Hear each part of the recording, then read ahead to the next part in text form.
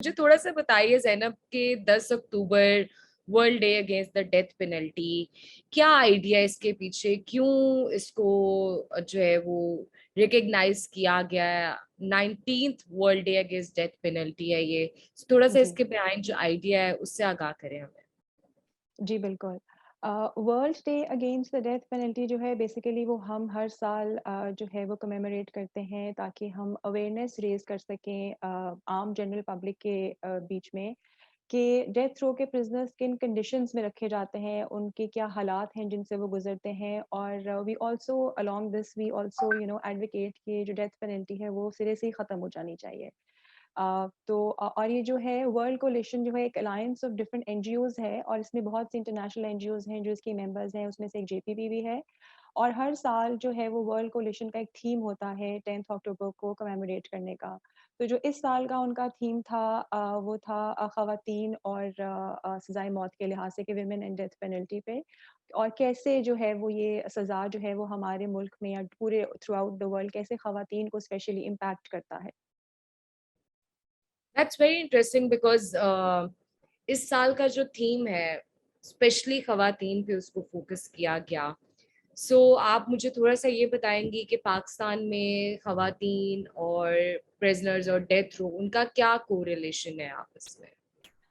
बिल्कुल पहले मैं आपको ये बताती चलूँ कि पाकिस्तान में इस वक़्त करंटली जो है वो 3831 प्रिज़नर्स हैं ऑन डेथ रो और ये one of the largest population on death row है इन द वर्ल्ड अगर आप देखें। और जब से मॉरेटोरियम हमने लिफ्ट किया था 2014 में तब से लेके अब तक पाकिस्तान तकरीबन 516 लोगों को फांसी की सज़ा हो चुकी है और उनको एग्ज़ीक्यूशन मिल चुकी है पाकिस्तान में। और इस वक़्त एज़ वी स्पीक पाकिस्तान में 29 ख़वातीन हैं जो सज़ाए मौत के ऊपर हैं। उसमें से जो 14 हैं वो सिर्फ़ मर्डर के ऑफ़ेंस में हैं। जो मज़ीद 14 हैं वो मर्डर के साथ किसी न किसी और ऑफ़ेंस में जैसे किडनैपिंग और टेररिज़्म चार्जेस में हैं और 1 हैं जो ब्लास्फेमी के ऊपर हैं। एक तो ये स्टेप्स है जो मैं आपको बताना चाहती थी और जो ख़वातीन हैं वो इसलिए पाकिस्तान में इफ़ेक्ट होती हैं डेथ पेनल्टी से क्योंकि आप देखिए ज़्यादातर जो है वो सोशियो इकोनॉमिक बैकग्राउंड्स जो हैं उनकी ठीक नहीं होती हैं और बहुत ज़्यादा इलिटरेट आप देखें पाकिस्तान में अगर आप कभी जेल्स विज़िट करें तो आप देखेंगे जो मोस्टली आपको ख़ैर सारे ही प्रिज़नर्स जो मिलते हैं वो बहुत गरीब फैमिली से बिलॉन्ग करते हैं, जो इनको इतनी नो हाउ नहीं होती, जो इतने पढ़े-लिखे लोग नहीं होते हैं। इसलिए अगर आप उनसे कोई फ़ोर्सफुली कन्फेशन ले रहे हैं, कोई डॉक्यूमेंट साइन करा रहे हैं उनको ये नहीं पता कि लीगल एड उन्होंने कैसे लेनी है।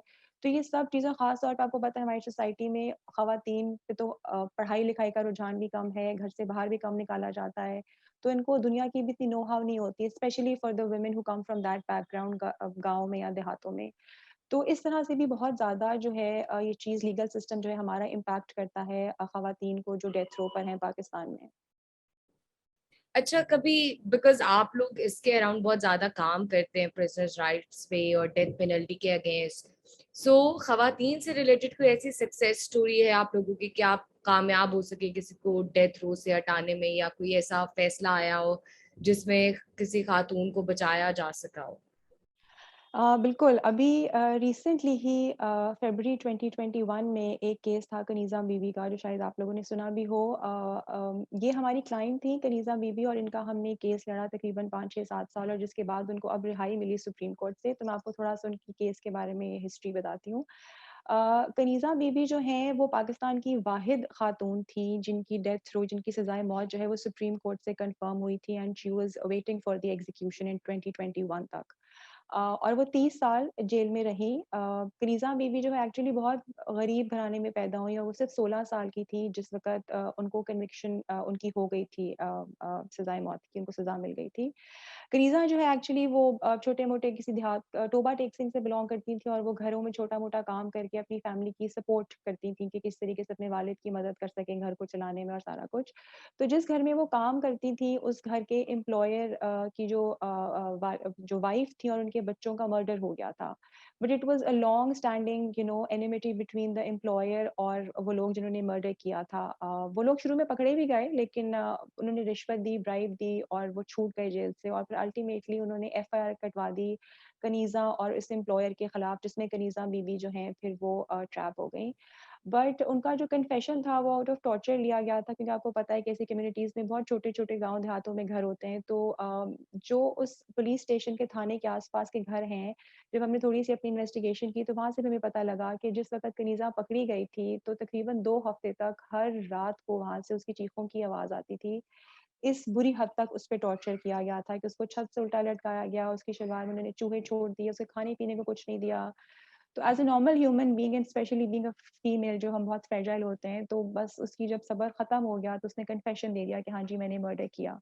बट बाद में भी उसने कोर्ट में चैलेंज किया अपने कन्फेशन को, लेकिन कोर्ट ने जो नज़रअंदाज कर दिया इसको और उनको डेथ थ्रो, मतलब उनको जो है वो सज़ाए मौत मिल गया ट्रायल कोर्ट से। अप अंटिल सुप्रीम कोर्ट जब तक, फिर हमने दोबारा इनका केस नहीं लिया, सुओ मोटो एक्शन हुआ उस पे, और फिर अब रिसेंटली फरवरी 2021 में सुप्रीम कोर्ट ने एक बड़ी लैंडमार्क जजमेंट दी, जिसमें उन्होंने उनकी डेथ सेंटेंस को कम्यूट कर दिया, सज़ाए मौत लाइफ इम्प्रिजनमेंट में कन्वर्ट कर दिया। बट वो ऑलरेडी 30 साल से जेल में रह चुकी थी, और 2000 में एक्चुअली जो है वो ये भी डिस्कवर हुआ कि 2000 में उनको स्किज़ोफ्रेनिया हो गया था बीच में, क्योंकि और उन्होंने उनको अपनी सराउंडिंग्स के, अपने हालात का कोई अता-पता नहीं था। बिल्कुल वो बोलती नहीं थी किसी से, 15 साल उन्होंने किसी से कोई बातचीत नहीं की, तकरीबन 20-21-15 साल। तो फिर उनकी मेडिकल रिपोर्ट्स भी हुई, पता लगा कि she is schizophrenic and she will never actually get back to her normal condition. तो सुप्रीम कोर्ट ने जो है उनकी सज़ाए मौत को कम्यूट कर दिया और वो रिहा हो गई हैं जेल से। आई डोंट नो इसको सक्सेस कहना चाहिए यानी, because this is very unfortunate कि एक जीती जागती नॉर्मल खातून जो किसी ना किसी तरह सरवाइव करने की कोशिश करी थी, अनफॉर्चुनेटली हमारे जस्टिस सिस्टम से जब उनका पाला पड़ा, तो now she is somebody I have heard कि वो किसी से बात ही नहीं करती हैं, बोलती नहीं है, she is not in her senses. So ये एक बहुत ब्रॉडर पिक्चर है इस चीज की कि किस तरह से खवातीन इम्पैक्ट होती हैं डेथ पेनल्टी से। अगर आप हमें कुछ और मजीद बता सके, कुछ ऐड कर सके, बिकॉज 20+ खवातीन इस टाइम डेथ रो पे हैं, पाकिस्तान में फेस कर रही हैं, तो डेथ पेनल्टी का खवातीन पे ओवरऑल क्या इम्पैक्ट होता है पाकिस्तान में? देखिए, मेरा तो अपना ये ख़्याल है कि हम बहुत जेल भी विज़िट्स करते हैं, और मैंने बहुत दफ़ा देखा है कि अगर आप कभी कंपैरिज़न करें कि जब एक किसी घर के एक मर्द को जो है वो फांसी की सज़ा मिलती है, तो उसके पीछे हमेशा उसकी बीवी जा रही होती है, माँ जाती है, बहनें जाती हैं, बेटियाँ जाती हैं। उनके पास जो कुछ भी होता है, जो जमा पूँजी होती है, आप जितने अमीर हों, जितने गरीब हों, पर आपके जितने भी रिसोर्सेज़ होते हैं, आप उस हद तक कोशिश करते हैं कि हम अपने उस बंदे को, अपने उस मेल मेंबर को उस अज़ियत से निकलवा सकें। आप लॉयर भी हायर करेंगे, आप लोगों को कंसल्ट भी करेंगे, आप जेल विज़िट्स भी करेंगे। लेकिन मैंने अमूमन ये देखा है कि जैसे ही किसी फीमेल को डेथ सेंटेंस दिया जाता है या वो जब जेल में जाती है, तो सबसे पहले घर वाले ताल्लुक ख़त्म कर देते हैं। ये एक बहुत बड़ी ज़्यादती है, और आप अकेले उस कंडीशन में बीइंग अ फीमेल, जब आपकी इतनी कोई पढ़ाई-लिखाई भी नहीं है, आपको ये बात समझ में नहीं आती कि आपने कैसे स्ट्रगल करनी है और कैसे इस प्रॉब्लम से बाहर निकलना है। एक तो ये बहुत बड़ी प्रॉब्लम है जो इम्पैक्ट करती है हमारे जस्टिस सिस्टम में औरतों को, लाइक कोई फैमिली की सपोर्ट, कोई बैकग्राउंड नहीं होती है इनकी। और उसके बाद में आपको पता है कि हमारा जस्टिस सिस्टम एक इट्स अ प्रोलॉन्ग्ड बैटल। आप ये नहीं है कि आपने कोई आप 3-4 साल में बाहर निकल आना होता है। तकरीबन आपको जब से आपके ऊपर एफआईआर कटती है तब से लेके सुप्रीम कोर्ट के डिसीजन तक आने-आने तक, फांसी तो बहुत लंबी बात है। आने-आने तक कि आपको तकरीबन 11 से 12 साल जेल में गुज़र जाते हैं। एक लंबा अरसा आपकी ज़िंदगी का होता है ये।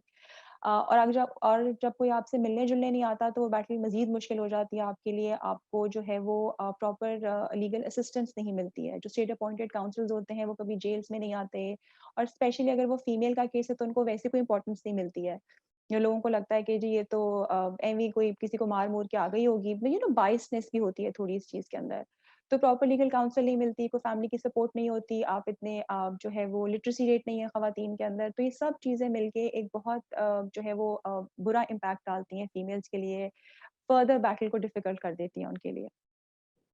ज़ैनब, आपने बाइसनेस का जिक्र किया है and that's among the lawyers, लेकिन बिकॉज आप कोर्ट विजिट करती रहती हैं, हैव यू सीन ऐसी कोई बाइसनेस आपको जुडिशरी में नजर आती है? नहीं, मैं ये नहीं कह सकती कि जुडिशरी में कोई बायसेस नज़र आती है, लेकिन अगर आप ये देखें तो अगर आप किसी को प्रॉपर लीगल इफेक्टिव काउंसल ही नहीं देंगे, कोई प्रॉपर लॉयर ही नहीं मिलेगा किसी खातून को, तो वो किस तरह से अपनी जो है वो इस स्ट्रगल से बाहर निकलेंगी। अमूमन यही होता है कि ख़वातीन के केसेस को सीरियसली नहीं लिया जाता। कोई फैमिली मेंबर ही नहीं होता, जैसे मर्द के हज़रात के केस में खैर लीगल असिस्टेंस तो उनको भी प्रॉपर्ली नहीं मिलती, लेकिन एट लीस्ट वहाँ पे कोई परस्यू करने वाला होता है उनसे। तो बाहर के फैमिली मेंबर्स होते हैं जो 4 दफ़ा जाके वकील को तंग करते हैं, मिलते हैं, पूछते हैं केस के बारे में, हियरिंग्स पर आते हैं।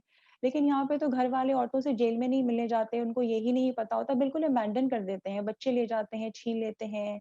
कई दफ़ा तो ख़वातीन जो हैं वो जेल में इसलिए भी बहुत परेशान होती हैं कि उनके बच्चे उनसे मिलने नहीं आते, और जिनके पास होते हैं, आपको पता है एज लिमिट के बाद उनके पास रह नहीं सकते। तो जब वो जेल से चले जाते हैं बाहर, तो वो मज़ीद परेशानी होती है उनके लिए, फाइनेंशियल कंडीशंस भी नहीं होती है उनकी कि वो अपने बच्चों को कहीं पे प्रॉपर्ली किसी हॉस्टल में किसी जगह पर डाल सकें। तो ओवरऑल हमारी society is a little biased towards the women. Can you tell us a bit के इस साल जेपीपी किस तरह से कैंपेन कर रहा है और आपकी कैंपेन क्यों जरूरी है? बिल्कुल, इस साल जो है हमने अपना जो कैंपेन है उसमें हमने एक गेम लॉन्च की है, this is not a game actually, जिसमें हमने ये बताने की कोशिश की है कि जस्टिस की जो एक्सेस टू जस्टिस है, it is infinitely more difficult for women. और हमने एक स्टोरी दिखाई है कि कैसे एक खातून जो है अपने घर के अपने हस्बैंड को, एक फैमिली मेंबर को सेव करने के लिए जब वो निकलती हैं, तो कितनी डिफरेंट मुश्किलात और परेशानियां हैं जिनका उनको सामना करना पड़ता है। एक ऐसी खातून जिसने कभी ज़िंदगी में लॉयर से, पुलिस से, थानों के चक्कर नहीं काटे, तो सडनली जब उनको ये प्रॉब्लम फेस होती है, तो उनको कौन-सी चॉइसेस पिक एंड चूज़ करनी चाहिए जिनके थ्रू वो अपने प्यारे को सेव कर सकती हैं। तो ये एक गेम है, it is a very interesting interactive game, it's आपको बिल्कुल सब लोगों को वो प्ले करनी चाहिए। इसके साथ-साथ जो है it's interactive street theatre as well, जहाँ पे हमने डिफरेंट कम्युनिटीज़ को टारगेट किया है। जैसे हमने चर्च में वो प्ले किया है, हम जेल में जा रहे हैं उस प्ले को करने के लिए। जिसमें कैरेक्टर्स जो हैं उस प्ले के, दे विल प्ले लाइक हर जो एक्टर है that will be a character of that game, और people will make choices and they will move around. और ये ज़रूरी इसलिए है क्योंकि जिन लोगों का डेली बेसिस पे पाला नहीं पड़ता, जैसे हम तो वकील हैं, हम जेल में जाते हैं, हम लोगों से मिलते हैं, हमें तो मुश्किलात का पता है, लेकिन जिन लोगों को नहीं पता और दूर से बैठ के लोग बातें सिर्फ़ कर रहे होते हैं, अगर आप एक दफ़ा ये गेम खेलेंगे तो आपको एक्चुअली में अंदाज़ा होगा कि it is not that easy जब आप इस सिचुएशन में आते हैं, तो आपको क्या चॉइसेस मेक करनी पड़ती हैं। एक्चुअली मैंने ये गेम 10 दफ़ा खेली और मैं एक दफ़ा भी नहीं बचा सकी अपने बंदे को, बीइंग अ लॉयर। तो अगर आपके रियलिटी में अगर आपका कोई प्यारा ऐसे फँसे, तो आपको समझ ही नहीं आती कि आपने क्या करना है। तो ये इस साल का हमारा कैंपेन है। I mean that's very interesting जो आपने बात की, बिकॉज हम लोग जनरली ये अज्यूम करते हैं कि मे बी जिन लोगों को बिल्कुल नॉलेज नहीं है शायद वो लोग गलत चॉइसेस मेक कर रहे होते हैं, but this is very intriguing कि जिन लोगों के पास नॉलेज है अगर वो भी विन नहीं कर पा रहे हैं तो इट काइंड ऑफ शोज कि कितना डिफिकल्ट है जी, नेविगेट करना। बट एट द बिल्कुल। सेम टाइम बिकॉज हम एक बहुत हार्श पनिशमेंट के बारे में बात कर रहे हैं और मल्टीपल स्टडीज हैं विच शो के हार्शर पनिशमेंट्स का मतलब ये नहीं होता है कि क्राइम खत्म हो जाएगा। बिल्कुल, सो बिल्कुल। आप लोगों का क्या इस बारे में सोच है या किस तरह आप लोग इस बारे में एडवोकेसी करते हैं अपनी, because death penalty is something जिसके बारे में बात करना इज क्वाइट कंट्रोवर्शियल इन पाकिस्तान। बिल्कुल, देखिए हमने तो ये देखा है कि हमारा मतलब ये 2014 में जब ये आर्मी पब्लिक स्कूल पे अटैक हुआ और उसके बाद एकदम से जब मॉरेटोरियम लिफ्ट हुआ और एग्ज़ीक्यूशंस होना शुरू हुई, तो शुरू के 2-3 साल तो दे वर क्रेज़ी। आप एक-एक दिन में पता नहीं कितनी-कितनी एग्ज़ीक्यूशंस होती थी, और लोगों को ये लगता था गवर्नमेंट का या जो उस वक़्त आम पब्लिक का भी ये ख़्याल था कि अगर आप सज़ाए मौत दे देंगे, अगर आप फांसी दे देंगे, तो जो है वो अगला क्राइम होना कम हो जाता है। लेकिन हमने ये नोटिस किया है, हमने रिसर्च किया है, हमारी स्टडीज़ हैं व्हिच एक्चुअली शो कि ऐसा कोई इफ़ेक्ट नहीं होता इस चीज़ के ऊपर। आपका आज भी जो है वो स्ट्रीट क्राइम का रेट, आपके मर्डर्स का, चोरियों का रेट एग्ज़ैक्टली वो ही है। तो हमारी पूरी डिबेट यही होती है कि पहली बात तो ये कि पाकिस्तान में 33 क्राइम्स हैं जिनके लिए आप डेथ सेंटेंस देते हैं। उसमें से सैबोटाजिंग द रेलवे वाला भी है एक, मतलब you just really have to see कि किस एक्सटेंट तक क्राइम्स हैं और कौन से क्राइम्स हैं जिनके लिए आप ये दे रहे हैं। और सेकंडली हमारा जो क्रिमिनल जस्टिस सिस्टम है, उसमें अगर आप ट्रायल कोर्ट्स में जाके देखते हैं तो कोई प्रॉपर एविडेंसेस नहीं होते, लीगल इफेक्टिव काउंसल नहीं मिलती है। बहुत से लूप होल्स हैं जिनको आप आर्ग्यू करते-करते ऊपर तक जाते हैं। तो हमारा तो कहना यही है कि बहुत से ममालिक हैं, आप देखें इस दुनिया में, जिन्होंने सिरे से डेथ पेनल्टी को खत्म ही कर दिया है, बिल्कुल एबॉलिश कर दिया है, वहाँ पे डेथ पेनल्टीज़ नहीं होती हैं अब किसी भी क्राइम के लिए। तो हम भी यही गवर्नमेंट से जो है बहुत कोशिश कर रहे हैं और हम डिफरेंट डिफरेंट हमारे प्रोजेक्ट्स हैं जिससे हम ये कोशिश करते हैं कि जो ऑलरेडी इतने लंबे अरसे से प्रिजनर्स डेथ रो पर हैं, हम उनकी हेल्प कर सकें। एटलीस्ट उन लोगों की तो ज़रूर जो एक लूप होल में फँस जाते हैं, एक सर्कल में फँस जाते हैं, जैसे जुवेनाइल्स हैं, मेंटल इल हैं, पैराप्लेजिक्स होते हैं जेल में, ख़वातीन हैं, जिनके लिए कोई हेल्प नहीं करना चाहता और स्पेशली आपको पता है कि हमारा जो वकीलों का सिस्टम है कितना महँगा है, एक नॉर्मल बंदा तो इसको अफ़ोर्ड भी नहीं करता। तो हमारी कोशिश होती है कि हम प्रो बोनो तरीके से इनको सर्विसेज़ प्रोवाइड कर सकें, तो कर कर के इनकी कुछ प्रॉब्लम्स को हल कर सकें। Thank you so much Zainab, that was really insightful. Lastly, is there anything जो आप, जो लोग हमें देख रहे हैं, उनको कहना चाहेंगी, स्पेशली वो लोग जो डेथ पेनल्टी के फेवर में बहुत ज्यादा बात करते हैं? Do you want to say anything to them? मुझे तो नहीं पता कि लोग डेथ पेनल्टी के फ़ेवर में एक्चुअली बात करते ही क्यों हैं, क्योंकि मैं जब पहली दफ़ा जेल गई थी तो शायद मैं भी एक आम पब्लिक की तरह ही थी, तो मुझे लगता था कि जेल की ज़िंदगी तो कुछ भी नहीं होता, इट्स मतलब हाँ, मर जाना चाहिए और ये गलत है and all that. But actually जब आप जेल में जाते हैं, आपका पहली दफ़ा आप किसी क्लाइंट से मिलते हैं, आप जब किसी के फैक्ट्स के बारे में पता चलता है, तो आपको रियलाइज़ होता है कि हर बंदा मुजरिम नहीं होता और आप किसी से मिले बगैर कोई राय नहीं कायम कर सकते। तो मेरी तो यही रिक्वेस्ट है कि अगर आप किसी को जानते नहीं हैं, किसी के हालात के बारे में, सिचुएशन के बारे में, तो ये लाज़मी नहीं है कि जो जेल में है, उसने ज़रूर मर्डर किया होगा या वो मुजरिम ही होगा और आपने उसको फांसी की सज़ा देनी ही देनी है। तो पहली बात तो ये कि नेगेटिव थिंकिंग खत्म करनी चाहिए और दूसरी चीज़ ये कि जो हमारी गेम है, this is not a game, अगर आप इसको प्ले करेंगे तो यू विल एक्चुअली रियलाइज़ कि इस सिस्टम में घुसना और इससे बाहर निकलना कितना मुश्किल है। तो please everyone should play this game and for themselves they should see कि इसके लोगों की काफ़ी सोच चेंज होगी इस गेम को प्ले करने के बाद। Thank you so much Zainab for your time. I hope कि लोग इस गेम को खेलें। हमें कमेंट सेक्शन में स्क्रीनशॉट ज़रूर शेयर कीजिएगा कि आप लोग कामयाब हो सके उस बंदे को बचाने में या नहीं, क्योंकि ज़ैनब अनफॉर्चुनेटली 10 दफ़ा ट्राई करने के बावजूद कामयाब नहीं हो सकी हैं। And I am pretty hopeful कि इस सेशन को देखने के बाद आप लोग एक दफ़ा ज़रूर सोचेंगे कि जिन हार्शर पनिशमेंट्स की हम बात करते हैं, डेथ पेनल्टी की हम बात करते हैं, बहुत ही एग्रेसिवली सरेआम फांसी लगा देने की बात करते हैं, उसके जो इम्पैक्ट्स हैं वो एक तरफ, लेकिन जिन लोगों पे महज सिर्फ इल्जाम लगा है, अभी कुछ साबित भी नहीं हुआ, उनकी जिंदगियां कैसी हैं हमारी क्रिमिनल जस्टिस सिस्टम में, और उनके घर के लोग, खास तौर पे खवातीन, किन मुश्किलात से गुजरती है। मेरा ख्याल है कि ये गेम आपको ये समझने में जरूर मदद देगी। आप सबका नया दौर का ये सेशन देखने का बहुत बहुत शुक्रिया। आपसे मुलाकात होगी अगले सेशन में। अल्लाह हाफिज।